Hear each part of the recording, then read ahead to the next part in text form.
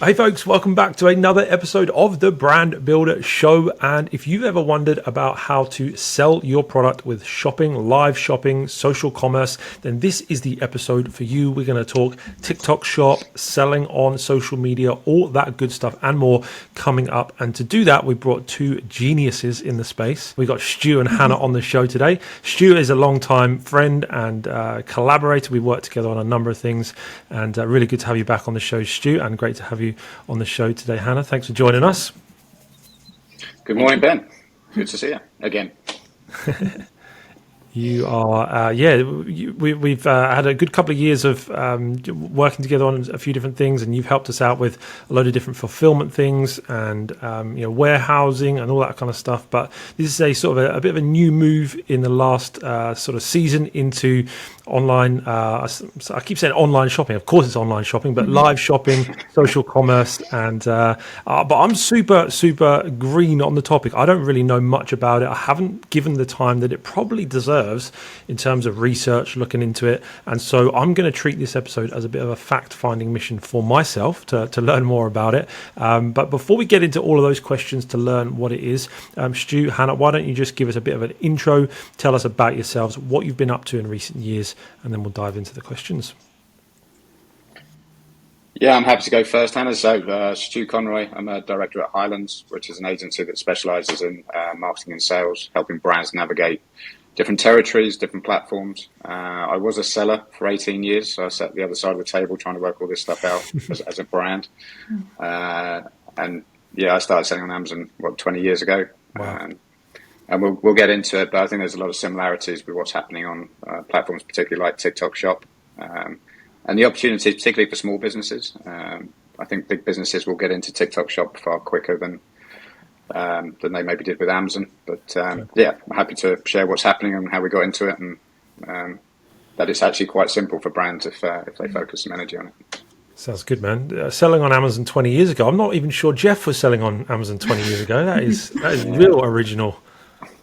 Yeah, I obviously started when I was 12, Ben. But, I was going to say, yeah. Yeah, of course. Hannah, how about yourself? What's been going on in your world? Yeah, I'm Hannah Wu, spelled W-U. My background is mostly in operations, logistics and fulfillment, sourcing things around the world. How do we actually facilitate that? I recently been working on a project called Lollishop, which we can come into further on, but that very much collaborates everything that we're going to talk about, and hopefully some of your audience will be able to, it will help some of your audience as well. Definitely. I think it will. I think it's obviously a growing trend, and it's something that I've been aware of more just because of, there's a couple of people in our Brand Builder University community that are crushing it with TikTok Shop right now. But I've always just been so busy the last year or so that it's one of those things, where you feel like, if I'm going to do this, I have to give it my full attention. And I just haven't had that attention to be able to give it. And all the while it's been bubbling up and becoming more popular, especially TikTok Shop. I keep hearing about this, like there's loads of potential. I keep seeing people on like social media talk about how they're getting loads of sales with TikTok Shop. For the uneducated like me, give us a little bit of a lay of the land, social commerce. What even is it? How does it work from a high level point of view? So, I mean, really the social media platforms in general realised that they were influencing a lot of sales. And some of the numbers are ridiculous of how much purchase is influenced before you get to an Amazon or before you go to your Google search. You've got that generic search or product awareness before that. So the social media platforms have looked to take their piece of the pie early in the stage. And I'd say, Meta, you've got live shopping and things like that on Amazon, but the social side, the likes of Meta tried to roll out live shopping. It's been fits and spurts. They are revisiting it, but TikTok has really led the way, and really based on what they've seen over in the Far East over the last 6 years. It is different, a little bit different culturally over there, but the frictionless commerce idea, where you see a product, you click a button. We always explained it as QVC, on steroids or whatever, but just at that front of house. So, and that's what people are now taking advantage of, and we'll come into some of the different strategies brands and sellers are employing. But it really is just, meeting the customer where they're being social, and checking out new things, and just getting the purchase instantly. I've noticed it's massive in China specifically. And you mentioned cultural differences. Do you think it's still got a lot of potential to take off in the same way over here or in the Western world? Anna, do you want to take that one? Sorry, my headphones are gone. Can you hear me still? Yeah, we Yes. can see you. Sorry. Yes, I would say the majority of the time is that you get brands who are hesitant. As you pointed out earlier, you have to commit to something, so you have to commit to a platform to really make anything work. And I think that's, I would say the Far East is having the blueprint that a lot of brands can begin to replicate. So they've done the legwork more or less for us, and we can start to see how we can implement that into companies or brands in the Western. I think the majority of the hesitancy, as I said, is either a commitment, so it's time, money, tech, know-how. Adding in another platform creates problems in your infrastructure. How am I now going to facilitate this additional thing? Again, it depends on what your infrastructure is like. Are you an SME? You're really going to struggle if you're just dealing with the day-to-day compared to a bigger company who might have resources to be able to do that. So those are the kind of problems that we're seeing. But TikTok especially are making it a lot easier for people to go live, to trial live, to again have that frictionless commerce that Stu mentioned. And that's what we're seeing, is that a lot of the social platforms are no longer allowing you to divert off. So before, you could have your brand and you could say visit, like you'd have a link to your website. Yeah. That's no longer going to be an option moving forward. They say it's due to customer experience. I'm going to say it's probably due to their profit or whatever. But that's kind of like what we're seeing, is that brands are going to be forced, if they want to use social, that they're going to have to pretty much play by their rules. And it's not something to be scared of or to, try to go against, because it's, you're pushing like a rock up, you'll be pushing a rock up a hill. It's just a way of trying to get brands more on board. And as Stu said, it is a lot simpler than I think brands realise. And there is a lot of buzzwords, which hopefully we can break down a few. And as again Stu said, what social commerce actually is the journey starting on social. So it could be brand awareness, it could be the actual purchase of the item. But all it says is basically that, or I guess what he explains is that social plays a big part in the purchasing journey. And that's what obviously they've realised, and that's what they're trying to optimise and utilise. I suppose for me the big challenge has been, because it does seem, and even when you are, and not to be critical of how you explained it at all, but it's so broad. The way you've explained it there is, I suppose by definition it's broad, right? Social commerce is a broad topic, but I think it's because of that, it's always just been for me something that I've just been like, I don't really fully understand. Like, I get obviously building an audience on social media, promoting your products on social media, but there's clearly something different that can be tapped into beyond that. Like with TikTok Shop, let's take that for example. What is the goal with TikTok Shop? Do you have to go live to be able to utilize it? Is it just a case of making posts that feature your products and link to your website? Like, give us a bit of a, how does the end-to-end kind of play work with something like that? I'd say from my side, Ben, the easiest way to do it is just to log into TikTok, look at live or shopping, and to answer a couple of your points there. So 2 years ago, we basically had an empty office. Nobody was coming in. So we started doing live shows with brands on Shopify, emailing their email database, getting them onto a live show, explaining products. And TikTok approached us and said, could we help brands go onto TikTok Shop? And their vision was a little bit more. So there's UK and Indonesia were going live at that point, and it was all, live. It's all about live shows. And there was some viral content a couple of months ago that was showing these factories in Indonesia, factories of creators, all in this, I've seen those offices, and sort of selling products and going live. I think one of them had 7 channels going live 16 hours a day.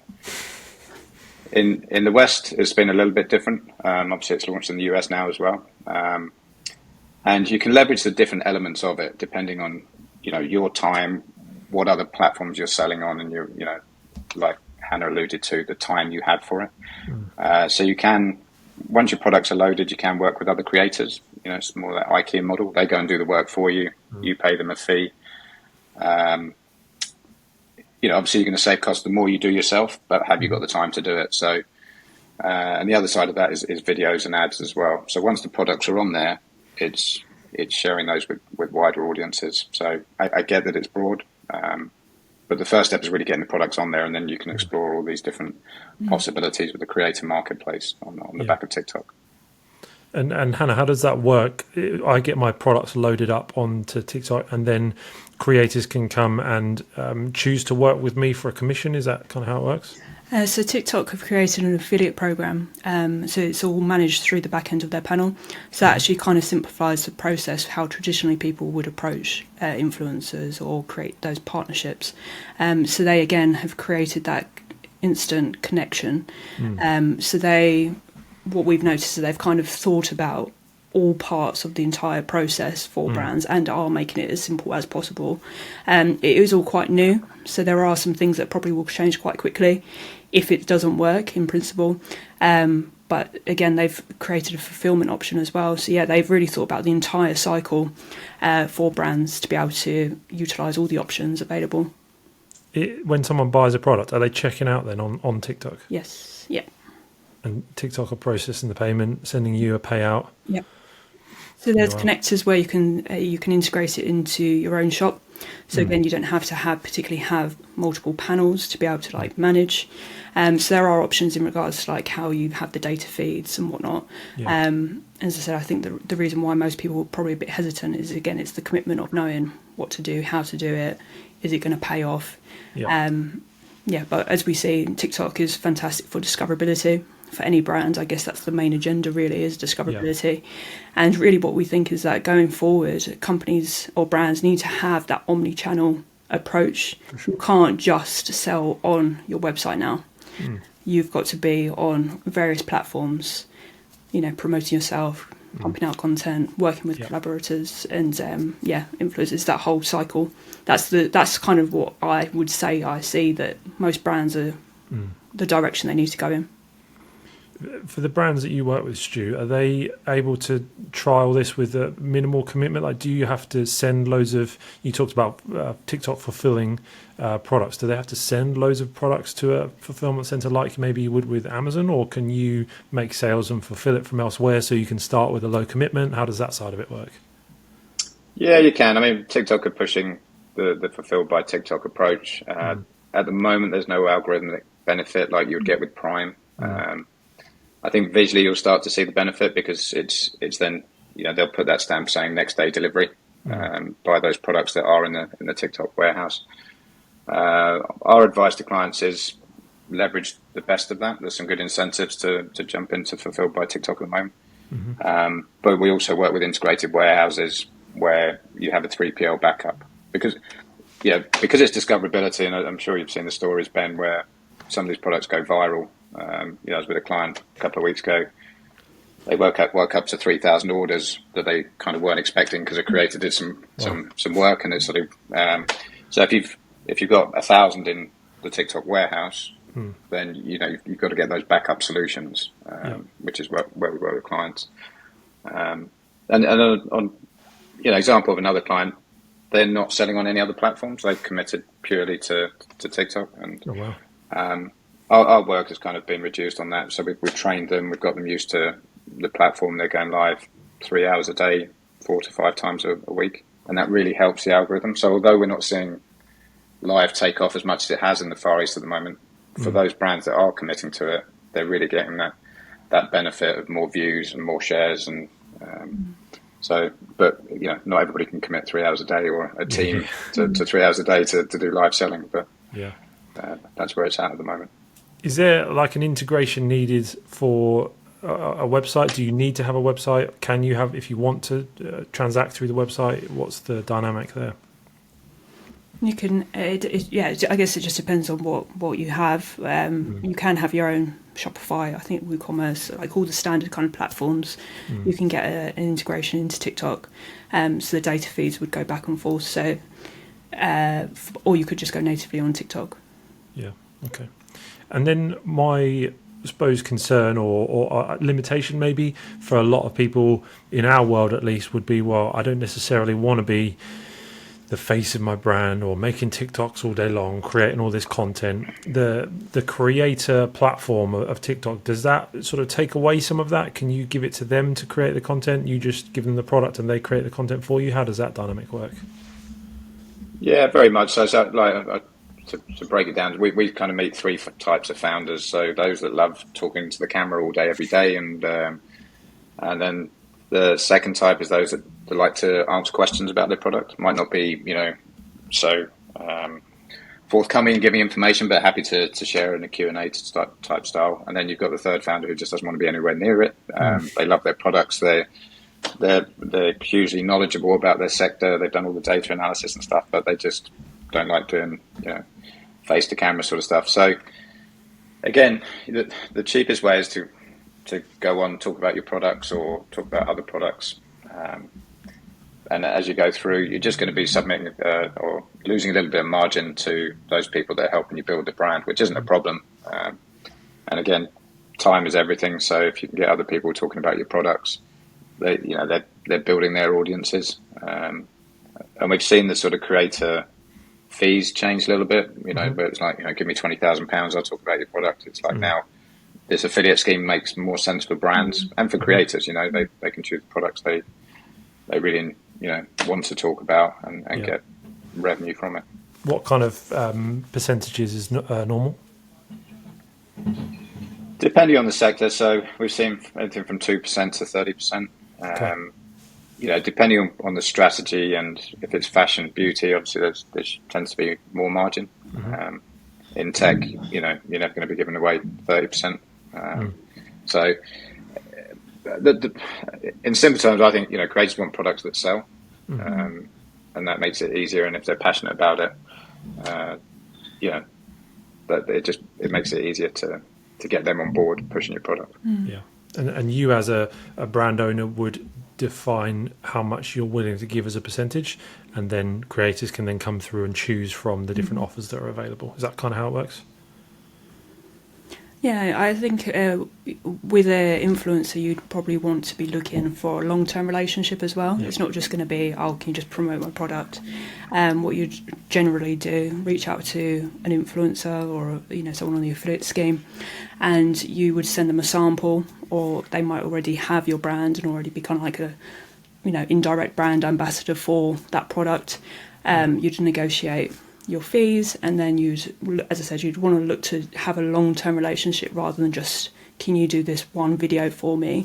I think that's probably going to be more beneficial for brands, and you could do that through quite a few. You'd probably want to maybe trial like 5 different influencers and see what your return on investment is for those. And again, that's what's good about the affiliate scheme that TikTok has created. It manages all of that for you.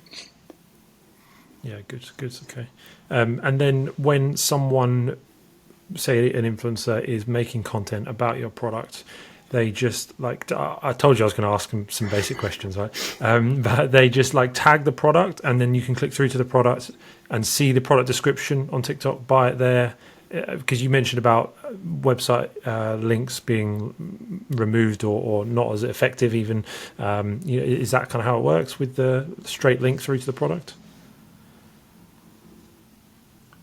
Yeah, you're kind of using your website. Like if you've got Shopify, it's more like a catalog where you can upload. You can choose which products you want to upload to the platform, and it's not yet Amazon in terms of Amazon's 25 years of streamlining everything that we go to and how we easily purchase. But exactly that. You tag the product in, somebody clicks through. There's a cart there. They make payment. The interesting thing as well is it's all of the information stays on the platform, so it's not like emails, it's all on platform communications, so it's a little bit different to those used to Amazon. Yeah, what about returns? That's through TikTok as well. Yeah, so and then they manage the entire customer journey really in regard they've to obviously got like a back end of staff and everything that manages all that, or do they do it through you? So you can see that, so the customer can engage a refund or return, and then it's all done on platform, and similar to to FBA for fulfilled by TikTok in terms of them taking control. But if you're doing it yourself, then it's you dealing with that engagement. Yeah. Okay. And what kind of fees do TikTok charge? Is it similar to Amazon? If you make ridiculously cheap, Ben. Ridiculously cheap right now. Yeah. Wow. So it's 90 days is 1.8% as a launch offer, and then 5%. And I think that not to hog the conversation, but like Amazon's coming out of this as well. This live and affiliate marketing and getting other people to talk to you. So it's not just TikTok. I think we're going to see Shopify. I've got Shopify collabs. So it's really into this, army of salespeople for your brand, not just you. But the more you can be authentic and do your own content as well, I think helps. It's not essential, but it helps. Yeah, I suppose I'm drawn to asking questions about TikTok because it's obviously got such a massive viewership, massive amount of eyeballs on it. And I think if I was to do a live stream with Shopify collabs on my website, it would be like maybe my mum would turn up, right? Yeah. But if I do it on TikTok, you just think there's always the potential that thousands, tens of thousands of people might engage with it. So are there other platforms that, say someone that wants to explore this for the first time, is it just TikTok, don't even consider anything else? Or are there other platforms people should be looking at when it comes to, social commerce, quote unquote? I think TikTok, is the lowest barrier to entry. It's got everything for you. As you said, again, it's like if you was to have a live on your website, you've got to be responsible for driving that traffic. So doing that live isn't just going live, it's your marketing around that. Whereas, as you said, again, with TikTok, if you go live and I've got a notification and I follow you, it'll be like, Ben's gone live. And then I tune in. And they do fairly much the legwork for you. Yeah. So again, if you're an SME, I would definitely say I would start with TikTok. Lowest barrier to entry. It's got everything in platform for you. Again, you're not going to spend thousands of pounds looking for tech suites for live. I think we've seen up to some companies quoting up to about £50,000 for that technology to live on your website. So again, SMEs definitely, I would say TikTok. Yeah. Okay. And how much of trends is a part of this? Do sellers need to stay on top of what's working well on TikTok in terms of content that's going viral? Is that then becomes a really key skill for founders to really develop? I think authentication, in my opinion. I would only jump on a trend. Personally, if I was doing strategy for a brand, I would say only jump on a trend if it aligns with your brand. There's no point in just being like, oh, now I'm doing, I don't know, something with hair when you're nothing to do with hair. It has to make sense. And authentication, I would say. That's why also we recommend, obviously, the brand owner or at least someone to become that kind of visible person that people can identify with. That's how people build relationships with or build loyalty more with a company is when they kind of know that person. I don't feel loyal to BP or Shell.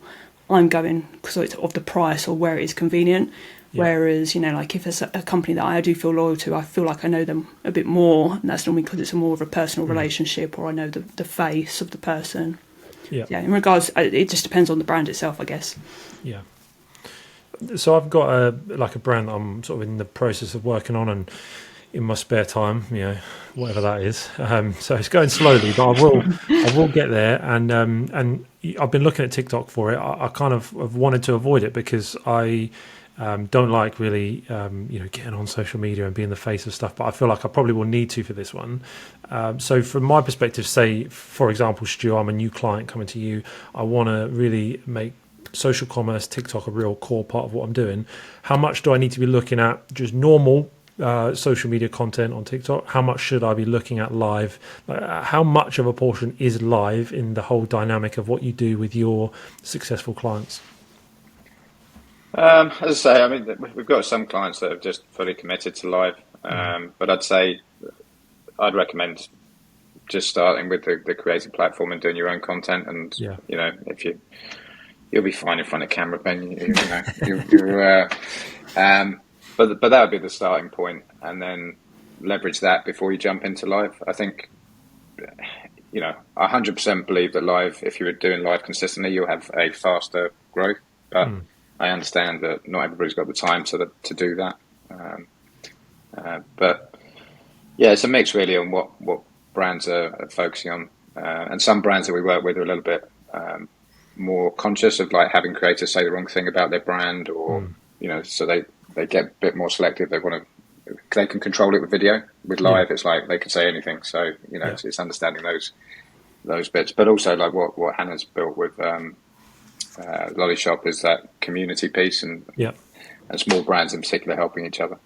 So it's a slightly different angle to what we do. Yeah, I'd definitely like to hear about that and ask you about that. One last question before we do on the live dynamic. When you're talking about live shopping and you mentioned QVC, I'm imagining, demonstrations of the products. We're not talking about live where I just go live and do a Q&A with my audience, right? This is, if I've got a yoga mat company, I'm going to be doing yoga on my live and showing them the moves I could do with this amazing yoga mat. That's kind of the vibe, or?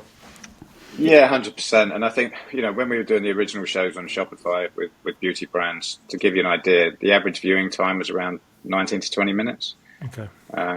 When we started with TikTok, the average viewing time was about 19 to 20 seconds. So you're getting, thousands and tens of thousands, 100,000 of people coming in, and, not all of them are going to be interested, but it's that sort of, physical shop window. Are they going past?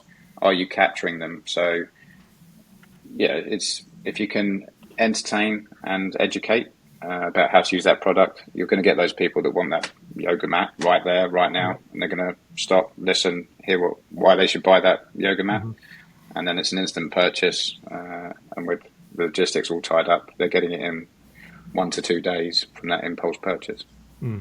And I imagine that, obviously social media, you can't really control where your audience is tuning in from. I know I've heard of issues where with TikTok you tend to compile an audience around where the person that's posting is posting from. I don't know if you experience that, but if someone's looking to expand globally, is this a good option, or is it just for one location? Like, how does that factor in? If I've got someone watching from multiple different countries, how do they buy my product? The logistics side of it, I'm stressing myself out just thinking about it. But there must be some solutions there, right? For the shop content, it's geo ring fenced or whatever the exact term is, but so it's because we launched in the UK a couple of years ago, and it was only UK people will see the shopping button, and it will only be served up to those audiences. Brilliant. And similarly now, is if you expand into the US, and other territories are coming soon, so it would be geo ring fence. I think that's. I get what you mean when you say that. So I imagine that may be the right term. It must work. Yeah, for sure. So Hannah, Lollishop, tell us a bit about that and what kind of problem that solves. Yeah, so what we've created, or what we've seen, is that a lot of SMEs don't have the time, don't have the budget, don't have the resources, don't have the know-how to kind of tackle all of these problems that we have talked about. So we created Lollishop, which is a brand marketplace. So we would act as the reseller, and we would load your products, and then we push those products up to our TikTok shop. And the reason why is it allows people to be able to utilise and explore, I guess, what TikTok has to offer, without the commitment, without having to build an audience first. So what we find again is one brand might be able to commit to 1 hour of live. We might find another brand might be able to do 3 days, back to back, and then nothing for the next month.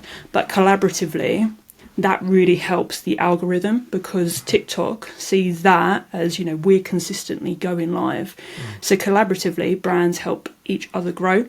We're not putting dropship products on there. It's brands, brand founders, it's great products.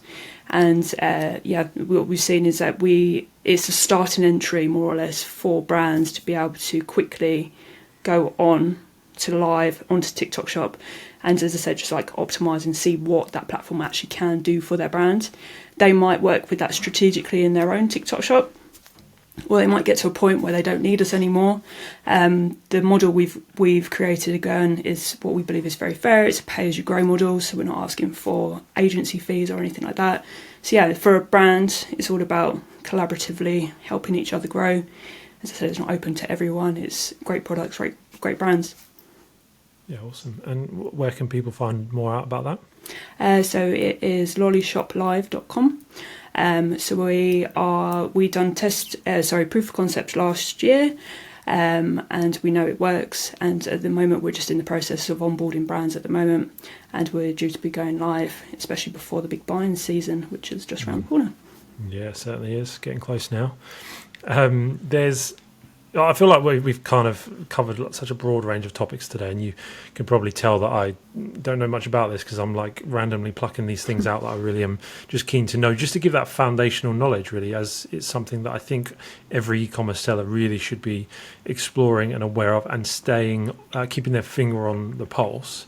And on that note, over the next 12, 24 months, I'd love just to finish off the episode just getting your thoughts, not to necessarily have a crystal ball and predict the future, but just the kind of trends you see with social commerce that sellers really need to be aware of. And it'd be great to hear from both of you on that aspect. Where do you see this industry going? What are some things that sellers can do to position themselves well and make sure they make the most of this opportunity?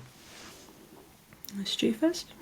From my side, it's understanding what other platforms, and that's as an agency, that's where we come in and sort of, when I started selling on Amazon, it was 7% selling fees, and you didn't have to do any paid spend. It wasn't possible, and TVs were still in black and white, and you just had to walk to school and all this sort of stuff. So but as I really see it leveraging the social platforms, so like product launches or those Black Friday promotions and things like that go nuts, but it's then leveraging that against your other platforms. Where do you want the customer to buy? Where are they most likely to buy? Coming into Q4, although fulfilled by TikTok is there. Amazon's, particularly in the US, Amazon's still trusted in that Q4 delivery. If you click the button, you're going to get it. So that's as an agency where we work with brands to understand where they should be getting awareness. I love the fact that the activity is more trackable, because it's always hard as an agency to go, do this, and 500,000 views and no sales. And it's like, actually you can see tangible results. And I think that's the bit that brands will start to use it far more. And I expect Meta to come back into it. YouTube is, but it's a little bit more restricted. Twitch, all of these platforms, this creator economy is really going to be at the forefront. Yeah, definitely. Yeah, I would just add, as I said, I think I've already said it earlier, but just companies positioning themselves to be able to facilitate multi-platforms. Yeah. So from an infrastructure level, what does that look like? Because what I generally see is that you get companies who get to a point where they find it really hard to scale because their tech infrastructure doesn't allow that. So it's very clunky processes and things like that. So really, I would be looking at streamlining your internal processes to allow you to grow, to be able to facilitate multi-channel platforms. And that will just give you an advantage, because what I would kind of predict is that people would be seeing, I've heard about TikTok, TikTok Shop, and then everyone decides to jump on it. And then it just, you're then not giving yourself that advantage as if you was to jump on it now. Mm. Yeah, definitely. It feels like it's something that we can't, I certainly can't keep ignoring, because I suppose I was a bit sceptical, a couple of years ago, how big is this really going to be? But like I say, some of I saw someone the other day talking about a journal that they were promoting on TikTok, and it sold like 300,000 units or something, just on TikTok. I'm like, geez Louise, there's serious volume here. Mm. Yeah, it's for people who've already been able to utilise TikTok, and they're doing it very well. So there seems to be some hesitancy in brands. I think that's either probably down to a time commitment, but as you said, it will get to a point where you can't ignore it anymore. Yeah. Do you think there are particular categories, niches, product types that it both works well for or doesn't work for, or could everybody use it? I'd say everyone can use it. Some work better than others. It depends a lot on what products you're selling, what price points. If they're impulsive buying, if you've got a reason for someone to buy there and then. So if you're looking to do a discount or promotion, that obviously works very well. As I said, it's that kind of like you're probably wanting to create that impulse buy and giving people a reason to buy. Otherwise, what they'll do is that point just becomes about discoverability, which is never a problem either. For me, any kind of marketing really needs to cover that anyway. It's all about brand awareness, trying to get your brand in front of as many people as possible. Very cool. Like I say, I feel like I've asked lots of random pointing pokey questions trying to help me understand this. Is there anything that I haven't asked that I should have done that you think would be a final, last valuable tip for our audience from either of you? From my side, I would just like, if I was launching a brand now, I would get it loaded on Amazon, get it loaded on website, and then focus my energy on TikTok. And like Hannah said, if you get your tech simplified, and that's what Lollishop do, we provide solutions as well.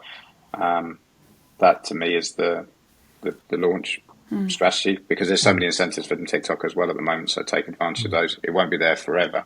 That's key as well, because as more people go into it, it's going to get expensive. In a year's time, I think it'll be more expensive than it is today. Yeah, definitely. How about you, Hannah? I would only echo that strategy from Stu. Yeah.